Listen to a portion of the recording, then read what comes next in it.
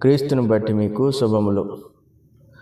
ఒక వ్యక్తి కారణముగా కుటుంబం అంతా పోషింపబడ్డం అనేది మనం విన్నాం, చూచాము కూడా. అలాగే ఒక్క వ్యక్తి తీసుకున్న అన్యూహ్యమైన నిర్ణయం వలన ఆశ్చర్యముగా అనేక మంది మేలు పొందడం అనేది సాధ్యపడుతుందా? పౌలు పరిశుద్ధాత్ముడి ద్వారా సాధ్యపడుతుందని చెప్పుచున్నాడు. రోమిలికి రాసిన పత్రిక 5వ అధ్యాయం 19వ వచనం చూసినప్పుడు, ఏలయనగా ఒక మనుషుని అవిధేయత వలన అనేకులు పాపులుగా ఎలాగూ చేయబడిరో, అలాగే ఒకని విధేయత వలన అనేకులు నీతిమంతులుగా చేయబడుదురు అని అంటున్నాడు. మనము యేసుక్రీస్తు ప్రభువునకు జీవిత కాలము రుణస్థులము. ఈ సంగతిని పెడచెవిన పెట్టిన వారందరూ కూడా మూర్ఖముగా ప్రవర్తించుచున్నవారే, నష్టమును తమకు తాము కోరుకునుచున్నారు. అంతేకాదు, గొప్ప జీవితమును, ఉన్నతమైన జీవితమును వారు ఊహించలేకపోతున్నారు. ఆదాము చేసిన అపరాధమును బట్టి మనుషులందరూ కూడా పాపులయ్యారు. అపరాధము అవిధేయత అయింది. అక్కడ దేవుడు చెప్పిన మాటకు లోబడకపోవడమే అవిధేయత. అయితే యేసుక్రీస్తు ప్రభు దాన్ని మార్చేశాడు. దానివల్ల మనుషుల యొక్క స్థితిగతులనే ప్రభు మార్చేశాడు. మనుషులు ఊహించలేని జీవితాన్ని వాళ్ళు కలుగు చేశాడు. మనుషులకు విడుదల లేదనుకున్న సమయంలో విడుదలను ఏర్పాటు చేశాడు. అందుకే పౌలు అంటున్నాడు, ఒకని విధేయత వల్ల అనేకులు నీతిమంతులుగా చేయబడుదురు అంటున్నాడు. ఆదాము పాపమును బట్టి అనేక మంది మనుషులు పాపములుగా చేయబడుచునే ఉన్నారు. పుట్టిన ప్రతివాడు పాపిగానే మారిపోవచ్చున్నాడు.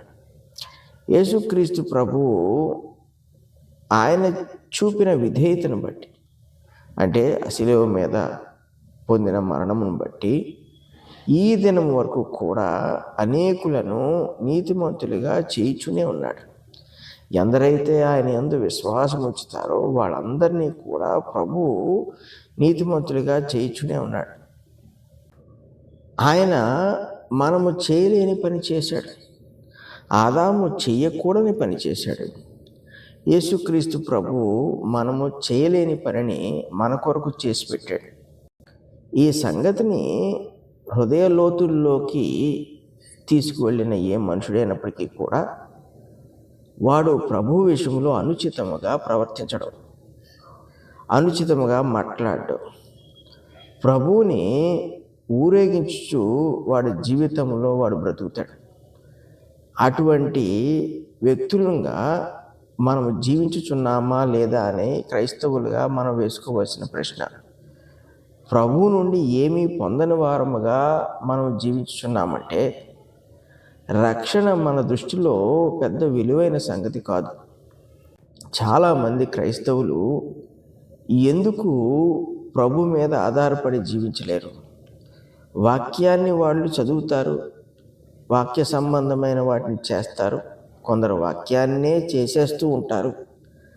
అయినప్పటికీ కూడా ప్రభు యొద్దకు రావటానికి మాత్రము, ప్రభు చిత్తాన్ని తెలుసుకోవడానికి మాత్రము, ప్రభువుకు అనుకూలంగా జీవించడానికి మాత్రం వాళ్ళు మనస్కరించరు. ఇటువంటి పరిస్థితుల్లో వాడి యొక్క రక్షణ ప్రశ్నార్థకమైంది. ప్రభువుని కాక మరి ఎవరికి విధేయత చూపించినా, మరి ఎవరిని సేవించినా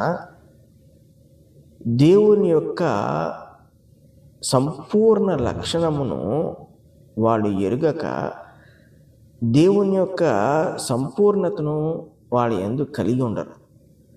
కాబట్టి వాళ్ళు ఆదాము ఏ రీతిగా అయితే అపరాధము చేశాడో అవిధేయత వలన, జీవితంలో అవిధేయతను కనుపరుచుచునే వాళ్ళు జీవిస్తూ ఉంటారు. ఇటువంటి జీవితము చాలా ఘోరమైనది. దీని పరిణామాలు కూడా అంతే ఘోరంగా ఉంటాయి. మనము యేసుక్రీస్తునందున్న విధేయతలోనికి చేరలేనప్పుడు, అంటే ఆయన యొక్క మనస్సును మనము కలిగి ఉండనప్పుడు ఆయనను బట్టి మనము నీతిమంతులుగా చేయబడుట అసాధ్యము.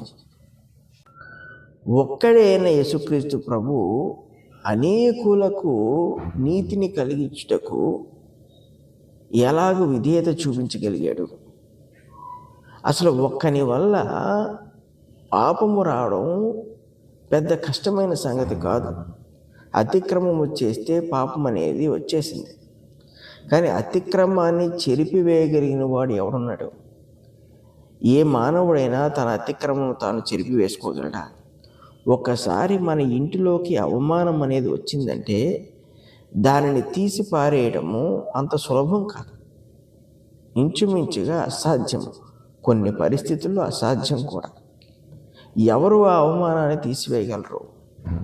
జరిగిన సంఘటనను ఎవరు మార్చగలరు? ఎవరు మార్చలేరు. ఆదాము చేసిన అపరాధము మనుషులందరికీ కూడా పాపాన్ని ఏర్పాటు చేస్తే, యేసుక్రీస్తు చూపిన విధేయత మనుషులందరికీ కూడా రక్షణను ఏర్పాటు చేసింది. కాబట్టి ఈరోజు క్రీస్తునందు విశ్వాసం ఉంచిన మనమందరం కూడా నీతిమంతులంగా ఎంచబడుటకు అవకాశం ఏర్పడింది. మనము కేవలము యేసుక్రీస్తు ప్రభు చూపిన విధేయత వలనే నీతిమంతులుగా చేయబడుచున్నాం. ఎందుకంటే మనము స్వతహాగా విధేయత చూపించే వ్యక్తులము కాదు.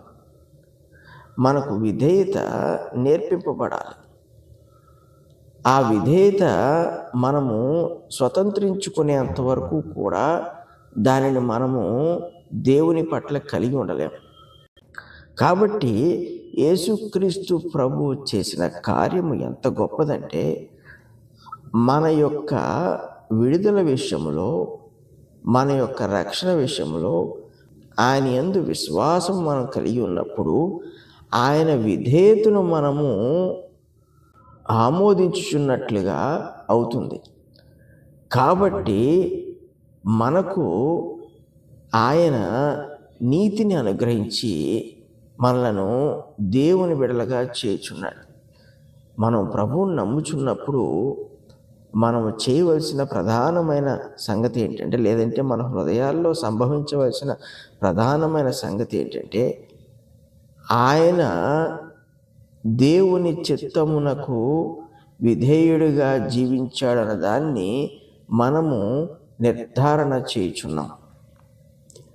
అది ఎవరైతే నిర్ధారణ చేస్తారో, అంటే ప్రభు విషయంలో ఎటువంటి అపోహైనను అనుమానమైనను లేకుండా ఎవరైతే ఆయన యొక్క విధేయతను ఆమోదించగలుగుతారో విశ్వాసమును బట్టి, అటువంటి వారందరూ కూడా ఆయనను బట్టి నీతిమంతులుగా చేయబడతారు.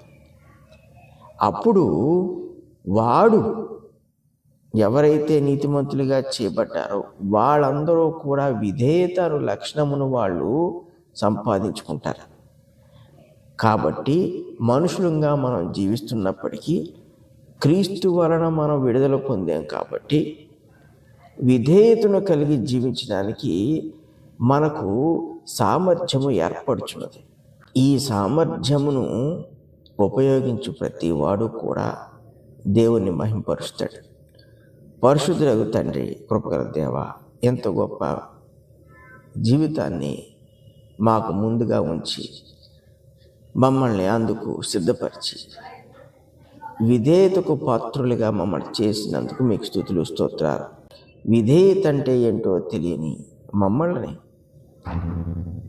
విధేయతలోకి నీ కుమారుని ద్వారా నడిపించి కేవలం ఆయన యందు ఉంచుచున్న విశ్వాసమును బట్టి ఆ విధేయతను మేము పొందినట్లు మమ్మల్ని మీరు బలపరిచి మా కొరకు మీరు ఏర్పాటు చేసిన ఈ సంకల్పమును బట్టి మీకు స్తుతులు, స్తోత్రాలు తెలియజేయచ్చు.